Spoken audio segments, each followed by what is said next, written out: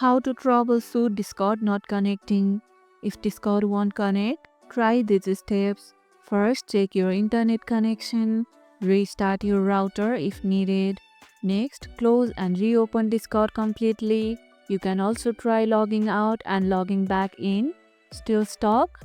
Try running Discord as administrator or clear the app's cache by going to app data of Discord and deleting the cache folder. If you are on the browser version, switch browsers or clear cookies and cache. And don't forget to check Discord's status page in case their server are having issues. If nothing works, uninstall and reinstall Discord. It often resolves deeper issues.